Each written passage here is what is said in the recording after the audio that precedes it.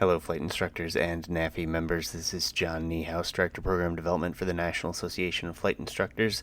And as always, I'd like to welcome you to another episode of the NAFI More Right Rudder podcast, the podcast for flight instructors on the go. And today, our episode is actually brought to you by the NAFI Professional Development Program. Now, if you're not familiar with the PDP, is what we call it for short, it is a group of courses and a program that was designed to help instructors figure out two things. A, all of the things that they weren't told they needed to know. Things that aren't covered under the check ride, but when that first student shows up and asks you, hey, what about this? And you kind of scratch your head and go, yeah, I don't know. We talk about that. We've got 30 courses, 25 right now, 30 coming by the end of December this year, so we're excited about that. And it ranges anything from the teaching process to basic business development, ethics in flight training, what is a professional instructor, and so many more. And actually, when the 30th course comes out, there's also a really cool thing that Bose has done. They have allowed us to have, I believe it's 4 headsets, and the first 4 to complete the NAFI PDP will receive a Bose headset. So that's exciting. And additionally, we want to thank Jepson for sponsoring the NAFI PDP. None of this would happen without Jepson and Boeing, so we thank them for everything that they've done. Now, without further ado, the program you're about to listen to is actually something that was designed for Mentor Live by a gentleman, Mike Thompson. He's a CFII and a retired college dean, and he specializes in telling is not teaching. The idea that just because you're saying the words doesn't mean that the student is actually picking up what you're putting down and truly understanding what you're trying to tell them. It's a 2-part series, so in 2 weeks when we run the next episode of More Right Rudder, the part 2 will follow. There's a lot to learn here. It's some really great information. I think you'll enjoy it, and here we go.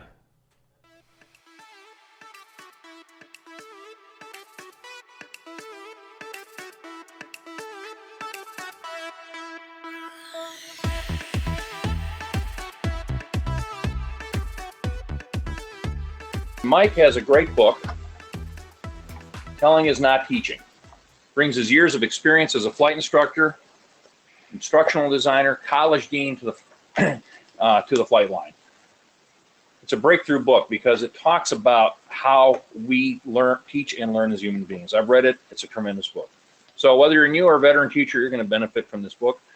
We'll be covering chapter 1 tonight. And with no further ado, Mike Thompson. Thank you, Bob. Thank you very much. So where the new school is old school. And if we can go to the next slide, I want you to be clear that when I wrote this book, I wrote it to parallel the Aviation Instructor Handbook that Bob just showed you. If you're familiar with that handbook, you know there's 9 chapters. I break those 9 chapters up into 3 sections. The first 3 chapters I consider to be pretty much educational psychology.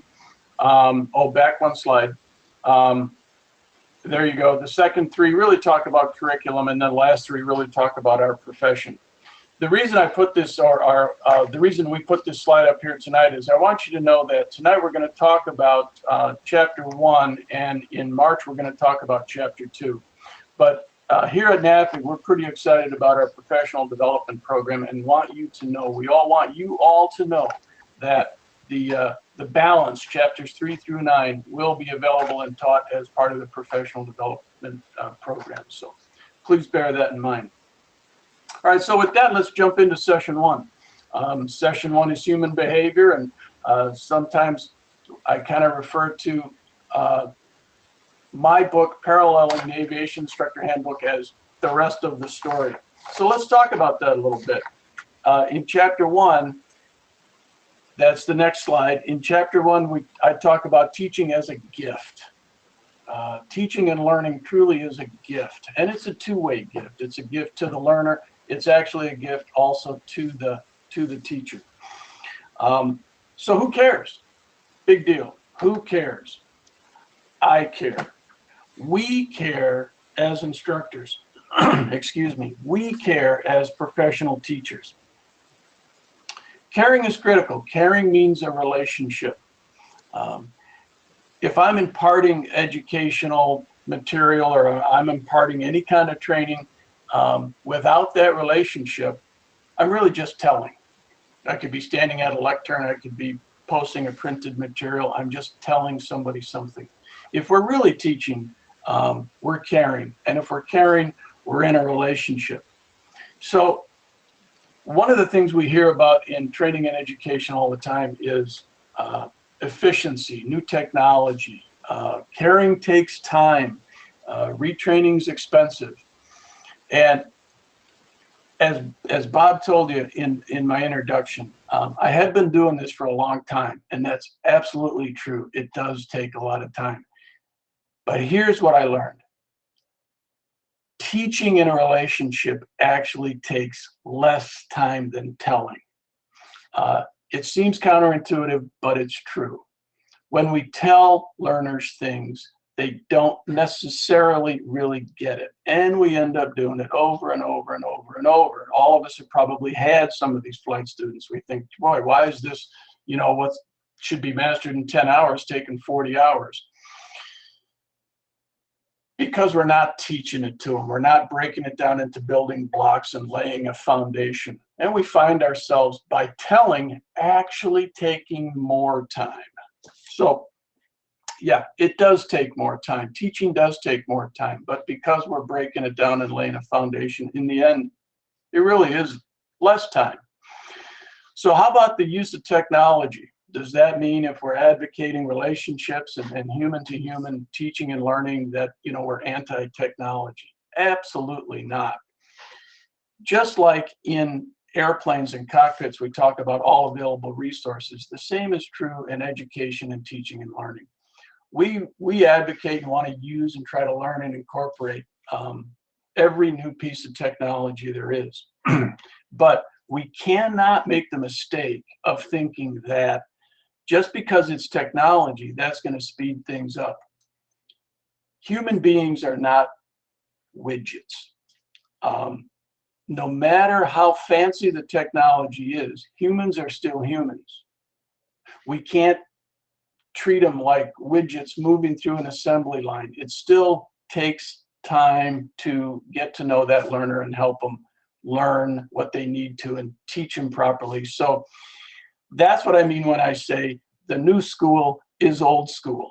In spite of these great advancements in technology, and I support them all, really teaching involves the time it takes to build a relationship. Why? Because the human brain and human psychology is essentially the same as it's been for 8, 9, 10,000 years now. The brain learns pretty much the way it has for a long time. Meanwhile, technology's advanced, but we still learn the way we always have. So the new school, it is the old school.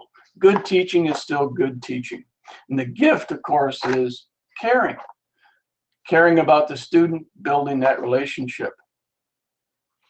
So one of the things we talk about is constant improvement.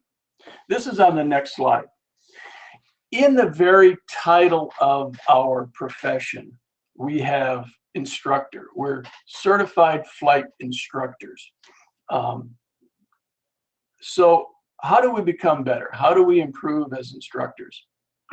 Well, first of all, I'd like to point out that if you're even asking that question, that's the first step. That's the right attitude. Just to even ask myself, how do I get better? All right, you're on the right track. If that's the attitude you have, you're gonna get better. So better at what? Well, we're talking about getting better at instruction. So let's look at what instruction is. And in my experience, I sometimes see a sort of a competition between teachers. Well, you are just a lowly technical college instructor. You just teach welding, or you're a flight instructor. Me, I'm this lofty professional who teaches, philosophy or economics at the PhD level. That attitude towards yourself from either end is counterproductive. No matter what we're teaching at what level, if I'm instructing, I'm typically looking at something in more detail, and I'm being more procedurally precise. For example, when we instruct in airplanes, we have a lot of technical things that we focus in on: procedures, tire tread on a pre-flight. In education, we generally think of our expanding up and out.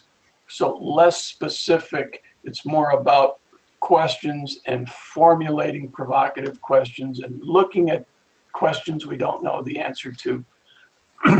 So we reject the premise to say which is better. Neither one is better. They're both critical, they're both integral. To drive that point home, I have this quote here on the slide in my book, and I think it's attributed to John Gardner, although I'm not 100% sure. But this society which scorns excellent in plumbing because it's a humble activity, tolerates shoddiness in philosophy because it's an exalted activity, will neither have good plumbing nor good philosophy. Neither its pipes nor its theories will hold water. So that's kind of the idea. They're equally important, they're equally critical. And as flight instructors, we do both. So, John, let's move to the next slide and talk about what is instruction. Well, so instruction and education go hand in hand. So what is teaching? Well, it's a difficult thing to define. And part of the way I start to define it in the book is by defining what it's not. One thing we know is that it's not just telling, it's not just talking. Teaching includes things like breaking it down into building blocks, developing curriculum, planning assessments, creating or buying or adapting materials. All of these things are part of instruction, part of teaching, and they're rarely, if ever, the same, and they're never the same from student to student. So this starts to get real messy real fast. So teaching is messy. Telling is nice and neat and clean. Telling is efficient and fast and neat. Teaching's messy. And what I mean by that is every individual is unique. Every individual is going to be different. It is going to be messy. Later on in chapters 4 and chapter 6, we talk about developing lesson plans and designing instruction and putting together syllabi. And if we do that properly, we build for ourselves a framework within which this messiness can take place. So that comes up later in the book. Let's talk a little bit on the next slide about what is learning. This is equally difficult to define. There are a lot of theories in epistemology, in philosophy, the philosophy of knowledge, a lot of theories in education. What exactly is this? And one of the things I think that scares flight instructors away from the Aviation Instructor Handbook is having this conversation. Oh my goodness, am I going to need a graduate degree in education to pass the FOI? If I can jump in for just a second. Yeah. I obviously, as an instructor's instructor, that sounds too high-minded. Excuse me, somebody who teaches instructors, okay? I've run into this where people have said, I'm a technical guy, I don't get it. And the first question I always ask is, do you have a family? And they go, well, yes, of course. Well, then you've used fundamentals of instruction, you just don't know it. Right. You've managed your family, you've managed your kid brother, you managed your mom, you've taught them things. Mm-hmm. Absolutely. Absolutely.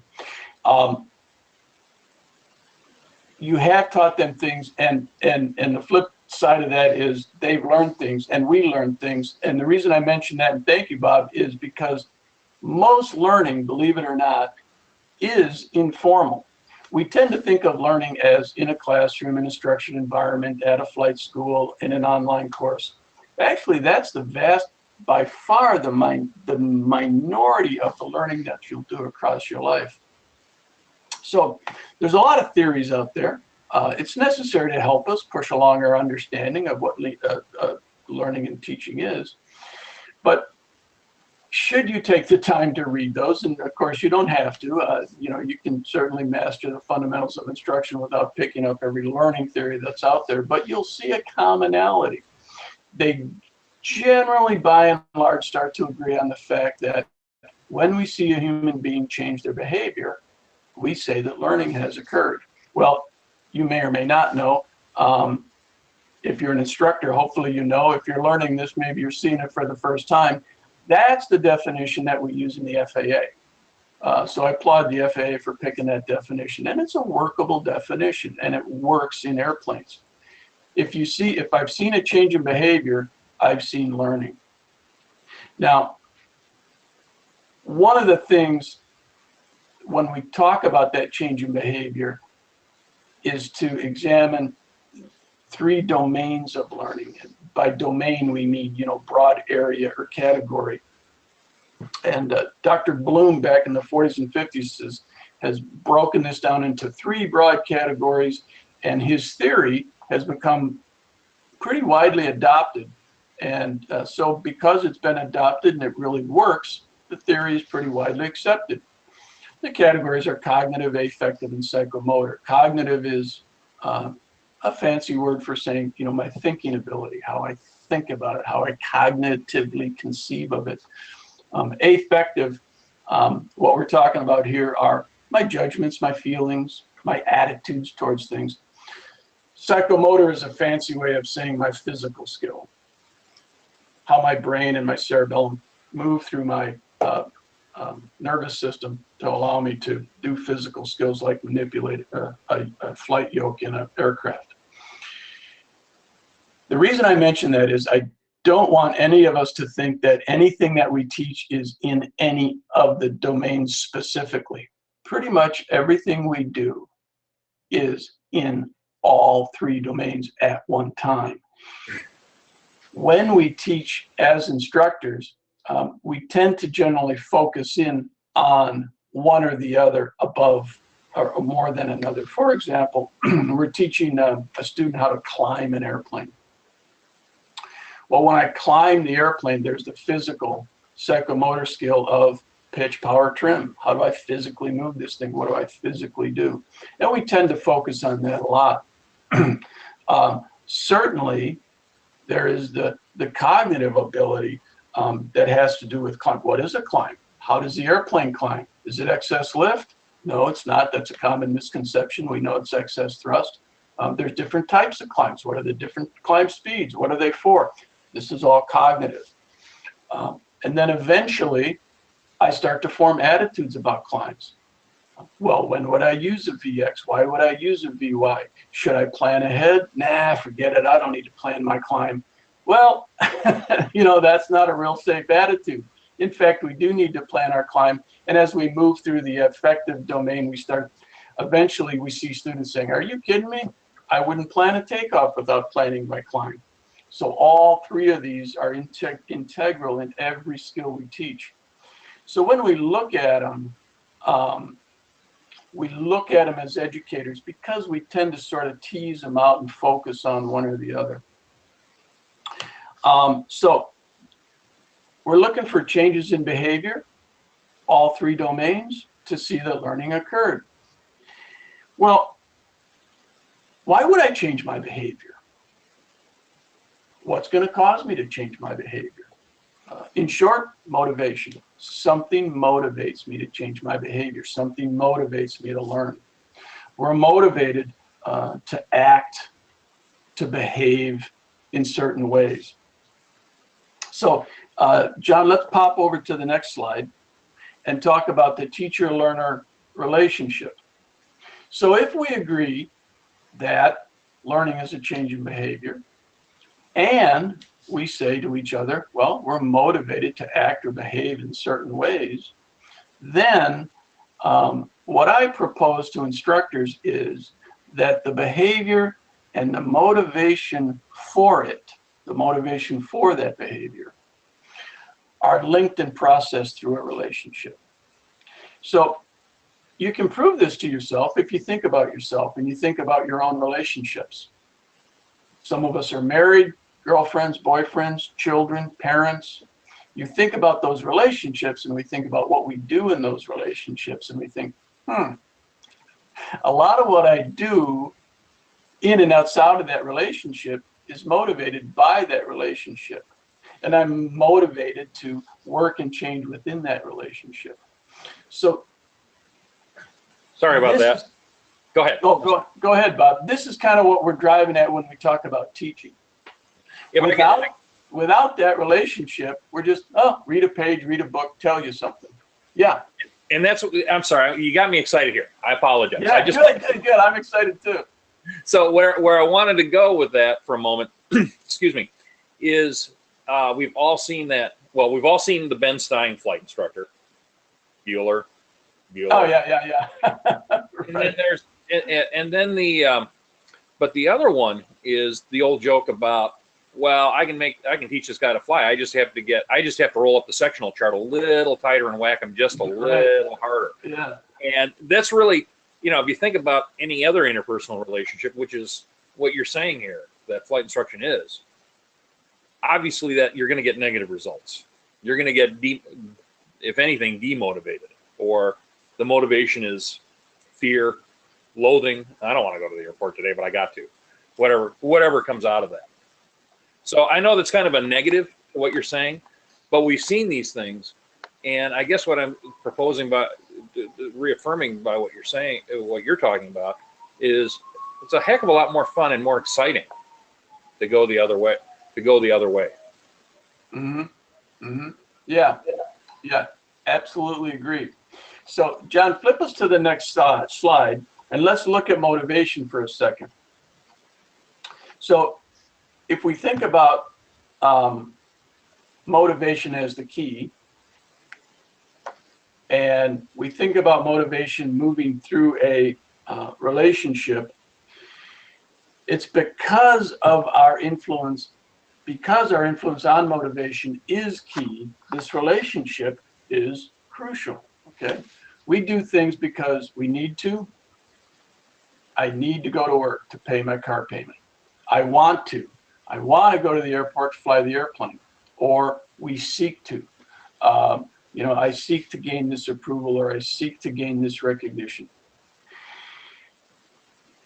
If we look at airports and airplanes and flight students and flight instructors, most of us see that most flight students come to the airport or come to the airplane motivated. Now, I won't talk about other aspects of teaching. Some of you might have K-12 experience, and there's a lot of situations where learners are not necessarily motivated, and that's a whole other conversation. We're kind of lucky in flight instruction. Most of our students are pretty doggone motivated to fly.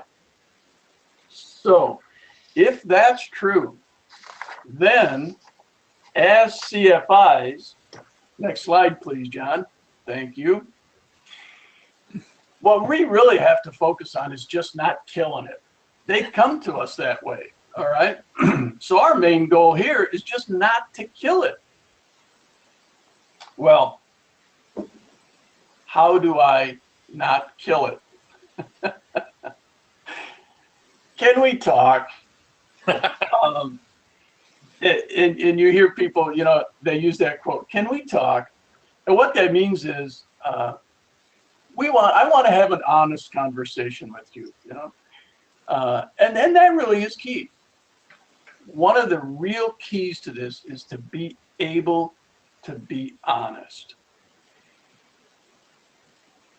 If I've built a relationship I've built it on trust. One thing I hear flight instructors in training ask me a lot, and even other people outside of that, is, well, we talk a lot about trust. We talk about building trust. How do you build trust? You stop and you think and you go, well, yeah, that's true. How do you build trust? You say, well, trust me. It doesn't work that way. We build trust by being trustworthy. So I teach my students, show them you're trustworthy. How do I do that? Little things. Show up on time.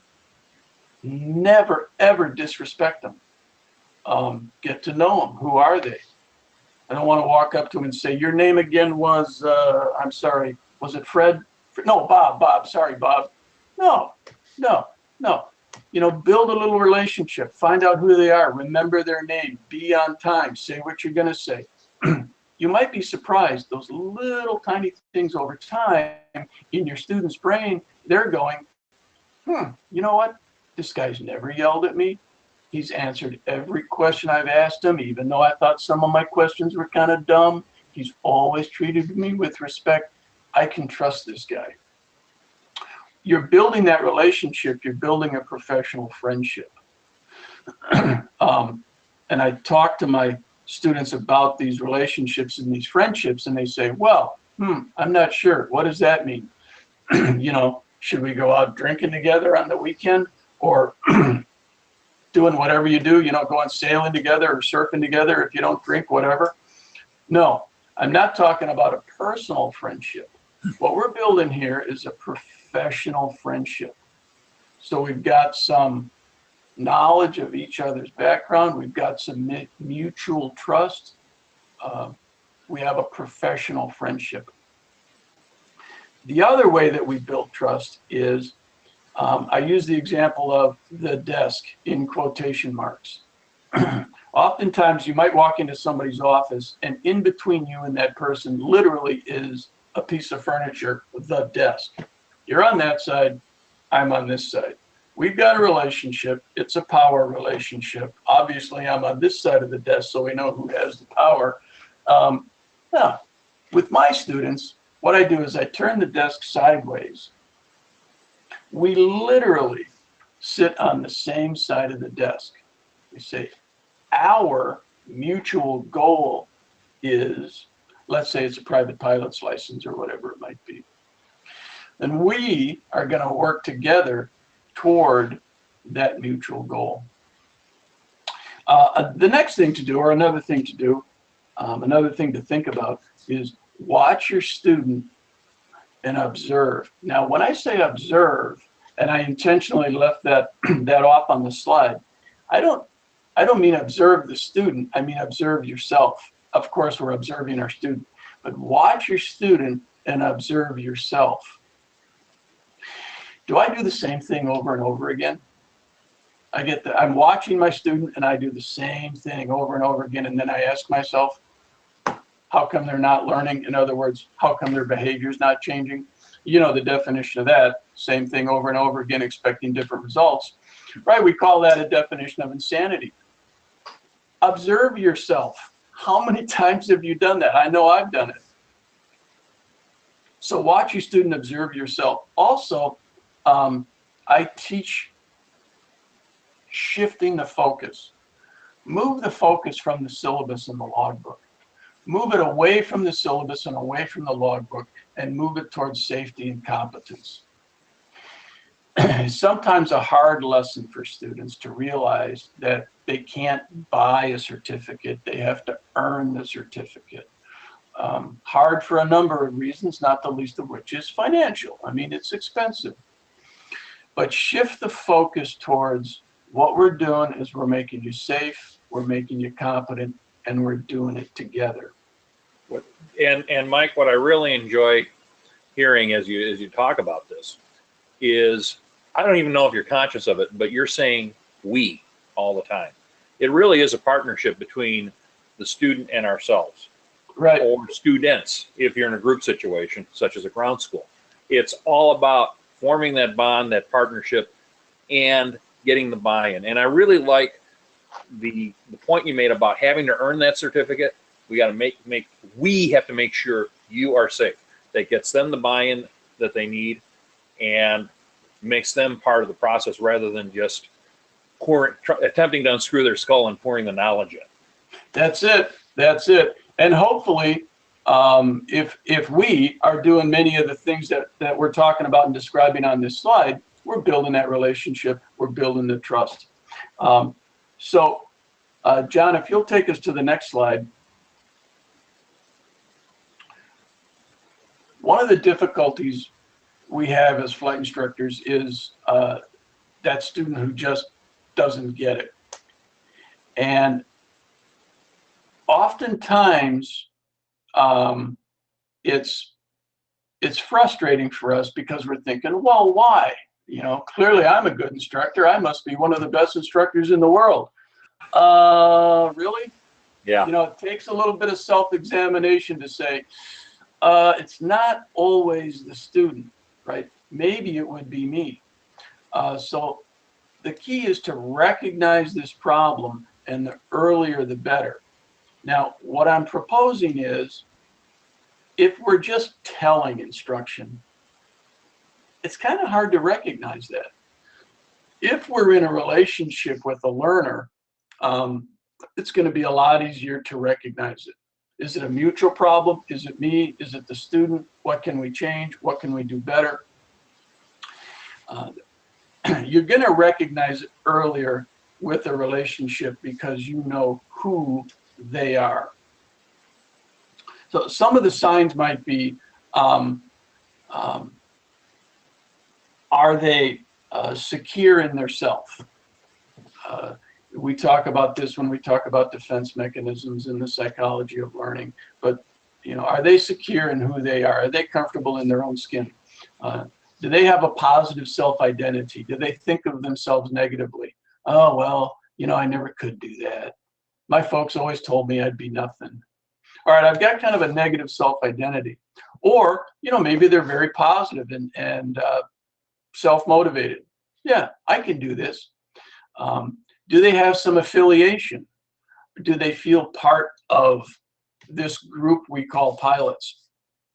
Now, remember earlier when we talked about the desk, if I turn the desk sideways and we sit on the same side right there, you might not know it, but you are, as part of that relationship, helping them feel affiliated. Oh, hey, yeah, I can do this too. I'm part of this group. And help them, you know, recognize or find or refine that sense of purpose.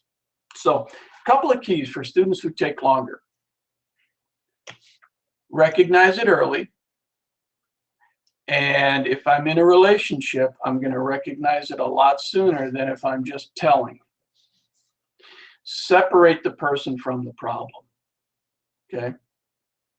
If I have to break the news to my student that their stalls are poor, their landings are not acceptable, or this or that is below requirements, I want to be sure they understand.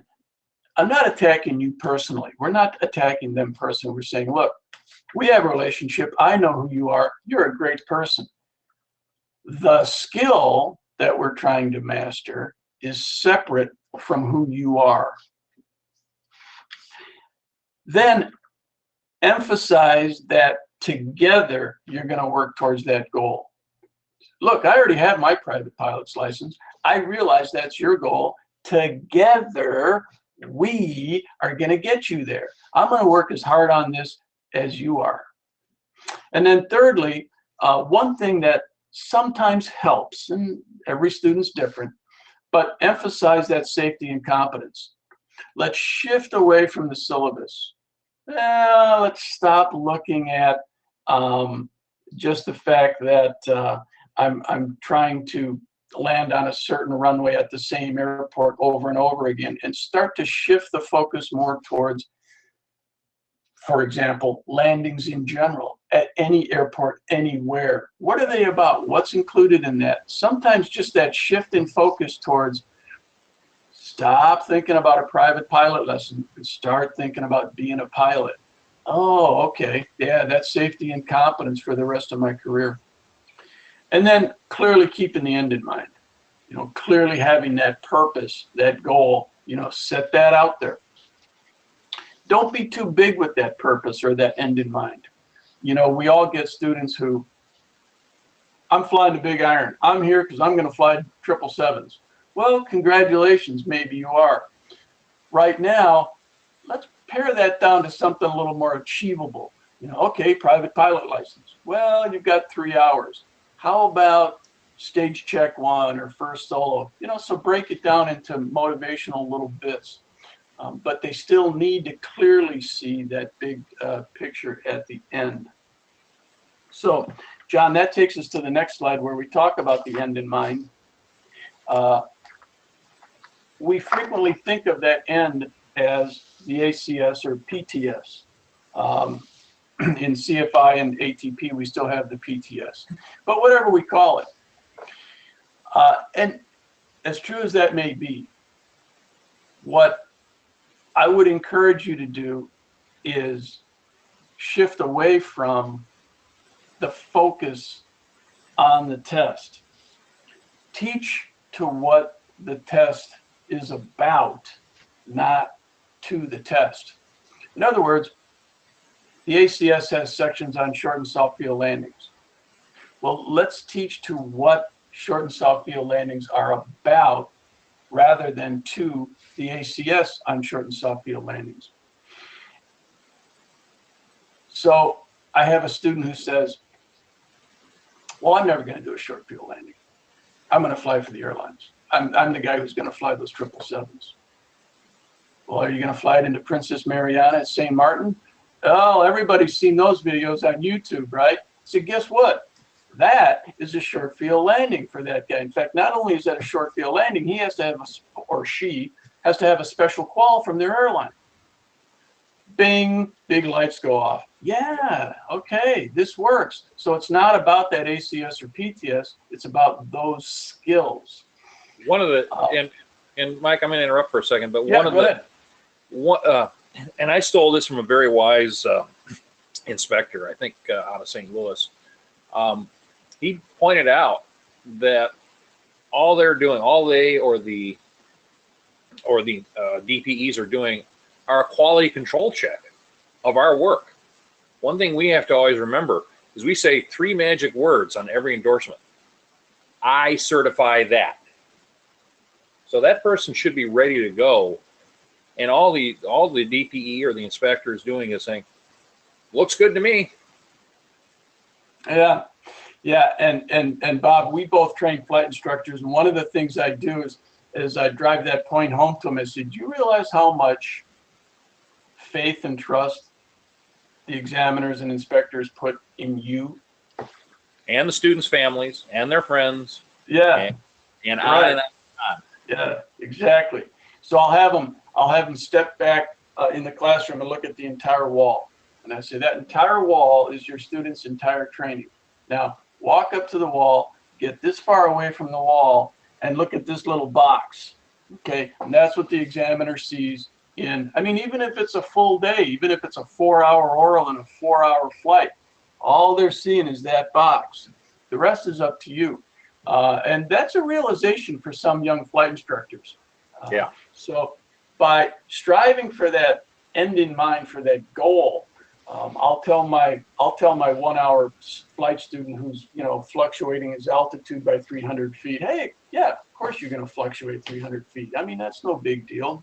Gross motor skills at the beginning, and they fine tune as we proceed. But the goal is, say if my altitude's 2,700 feet. Notice I didn't say 3,000 because everybody goes to 3,000. It's not 2,600 to 2,800, it's 2,700. Now, what I'm not going to do is beat them over the head and say, I said 2,700. And what I'm going to do is turn it around to the positive and say, you know what professional pilots do? If we're off by this much, we correct. Plants a seed in his head. He says, well, I'm going to be like you. What's that? Affiliation. I want to be affiliated to this group.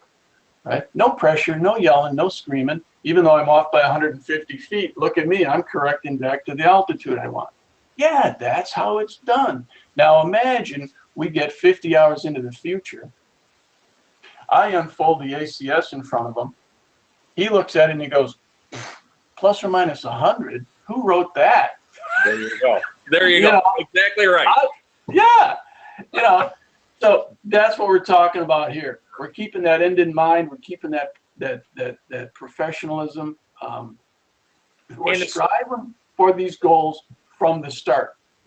And as one of our listeners noted here, that this has been a great discussion about professionalism, but the underlying theme is getting away, making sure that we're getting away from, I'm going to go back to Ben Stein for a second, Bueller, doing it the same way every time. It's tailoring, it's finding out what's going on in that other person's head. And yes, you get into it in chapter 6, as you mentioned. You have the lesson plan, you have the architecture. Right. But everybody's different, everybody learns differently. I certainly learn differently than you learn differently than me. Different things trip our triggers. And that's really what this is about. And the neat thing about this, if you do it really right, professionalism and the goal of teaching get married together automatically. You almost can't help but do it. Yep, exactly. Yep, they marry together early on. And it creates that sense of professionalism, that sense of affiliation. It moves their focus towards safety and competence. Granted, I know it's expensive, but if I have that relationship, Bob, that you're talking about, it's tailored to them specifically. How did I get that? I had to build trust to build a relationship. Otherwise, if I just tell them, in the end, that actually takes longer. And costs more. Costs more. Yeah. The value is providing this up front. Right. And you get a good rep out of the deal. Exactly. I can tailor it to you and be very specific. And this is what I mean when I say it's messy. It's very messy because it's that individual person. Never looks the same way twice. If you think that lesson plan you wrote in your CFI ground school is going to be the lesson plan that you use for every student, well, learn early. That ain't true. The big picture is true. That skill set's true. That end in mind is true. But how that student gets there is going to be unique. And it's going to be unique within that relationship. Absolutely. The other thing that relationship does towards this end in mind, and that's the last bullet there, it keeps what I call a safe brain. Now, in chapter 9 of the handbook, we talk about risk management. And in my book, in chapter 9, I talk about the fact that you just cannot underestimate how important that is. Absolutely, that comes first and foremost. We're getting safely back on the ground. Once that is managed and in place, then we have to think of the risk of learning, which sounds kind of crazy. What risk of learning? Well, for adult learners, it's honestly the risk of exposing myself to say, I don't know. It's easy for children. Children learn differently than adults do. That's hard for adults. In order to do that, I have to feel safe. So we're not talking about the physical safety of risk management. We're now talking about the psychological safety of a relationship where a student can say, boy, I've got a really stupid question. And I teach this to my students. Now, if I say I have a stupid question, how does that make me feel? Stupid. I just called myself stupid. I said, do this. I have a clarifying question. I said, isn't that what professional pilots do? When I called Daytona approach, and they asked me to maintain altitude, was that 7,000 or 9,000? Screw it, I'll just go to 8. No. What do? We get on the radio. We say, hey, approach, was that 7,000? Yeah, it was 7,000. Boom, what is that? It's a clarifying question. So I tell my students, turn it around. Take out the word stupid, put in the word clarify. Now you're professional, safe, and competent. Bob, you wouldn't believe the number of students. They actually come up to me and they emphasize, Mr. Mike, they call me, I have a clarifying question. I'm like, yeah, way to go. What is it? But they feel safe enough to ask. Why? Their physical safety is not in jeopardy at this point. We're standing on the ramp. They have a psychological safety that says, I can ask.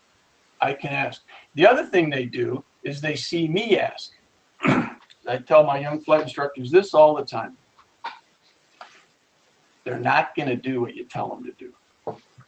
They're going to do what they see you do. And they see me take fuel samples. They see me with the knee board. They see me use paper charts as well as my iPad. They see me do all this. They see me read my aim, and they see me ask questions of other flight instructors. Hey, Russ, what's the deal on this airspace thing here? They're thinking, Mr. Mike's asking a question? Holy cow, I thought he knew everything. Nope, ain't so. Right? It's just not so. So you set up this environment where they feel like they can have that relationship. Now we're teaching. We're not just telling. And part of that I want to is, and we all have different styles. I tend to go to along with what you said, to a humble style. I tell them the day I think I know everything about aviation, that ticket's going right back to Oak City. We're done. Mm-hmm. Right. Yeah. So yeah. So it's it's empowering to them to say, you don't know everything. They ask, what's the approach speed of a 737?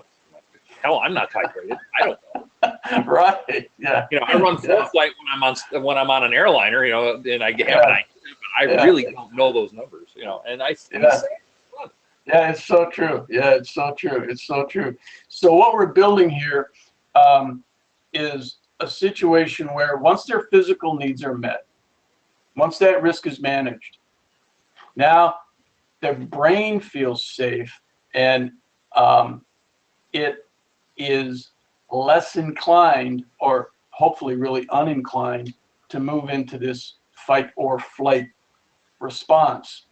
And we talk more about the fight or flight response later in the book, but it's a real physiological response that we have, even with training and practice, do not have total control over. Mm-hmm.